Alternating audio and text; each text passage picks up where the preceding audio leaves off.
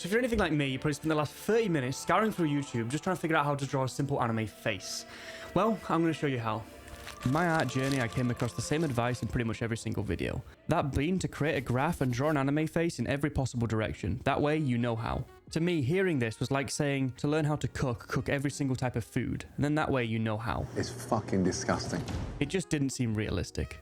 Instead of trying to figure out what a face looks like in every single direction and then remember it to redraw it, it's way easier to just understand why the face is structured like that in the certain directions, and then that way you can just do it at will. Now, once again, I'm not going to do what the pros do and tell you to draw a skull a million times. I also feel like this is kind of a bit too far. Our trick is that we're going to simplify. Step 1, pretty simple, just draw yourself a circle. Then we put a line through it. And depending on whether you want the face facing left or right, you put the line on the left or right.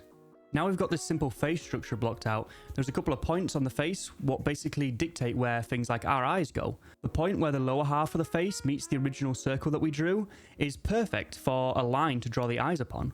By simply manipulating this line to either arch upwards or downwards around the original sphere that we drew, you can actually change the orientation of the face to be looking either up or down. And that's not it. We can also use the simple head to decide where our mouth goes. By copying the line we made for the eyes and running it along the furthest point of the cheekbone, you can actually figure out exactly where your mouth needs to go. I find commonly the mouth is slightly pointing towards the camera on a lot of animes, so I'm going to do that here. One mistake that I see a lot of artists do is they actually use these simplification techniques, but then they don't utilize them in their actual drawing, just illustrating over the top randomly. Remember to keep both eyes the same size, no matter what the weird angle.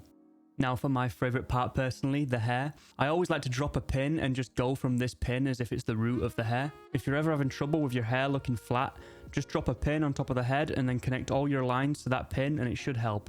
If you draw 2 dots on the skull above the eyes, this can be used to figure out like ear placement, horn placement, as well as parting in the hair, which is what we're going to be doing. Another couple of tips for drawing hair is keeping it a little bit away from the skull as you go around.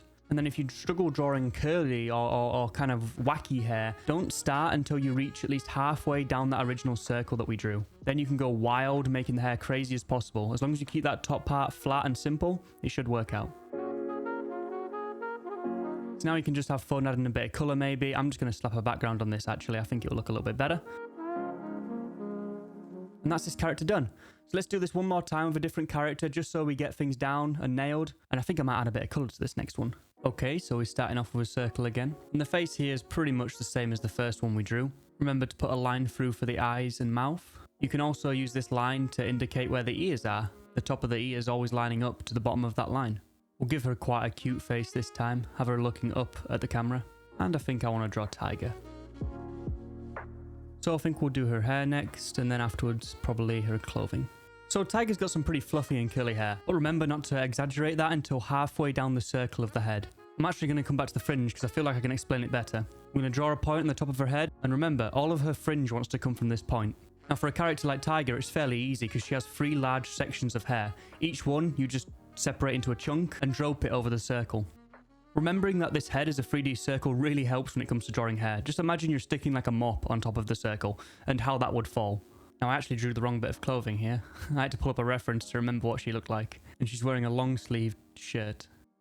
Almost forgot to add eyebrows. Okay, we'll scribble over our sketch with a bit of line art. Then let's have some fun and add a bit of colour.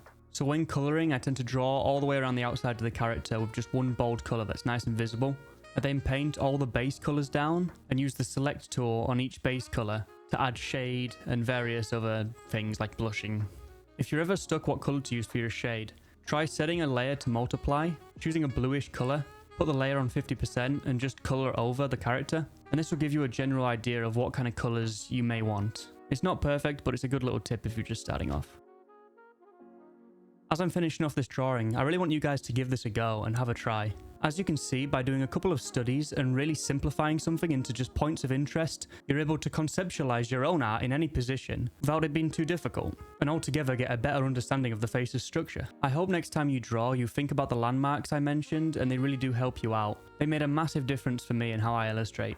I don't really have to think about them that much anymore, but every time I have a bit of an issue or an interesting angle that's a little bit difficult, I can just think about the lines on the face and I know where to put things like the mouth and eyes. This technique of simplification and then finding key points is how I go about drawing buildings, cars, vehicles of any kind really, all the way to anime characters. It works with anything for art, so definitely give it a go, and you never know, you might just learn something new. Now, I've never actually personally heard of any other YouTubers do this, but I want you guys to leave your artwork in the comments. Now, whether it's just copying exactly what I do step by step and tracing it even, or using your own OC and coming up with your own concept. Whatever, I want to basically see what you've learned from this lesson and show it, you know? Don't be afraid. Jump on the comments. I love to see it. I love to see people's artwork, and I can't wait to see yours. I hope you enjoyed the video. I hope you learned something new. Have a great day. Thank you, and goodbye. Shinji, crank that, soldier boy.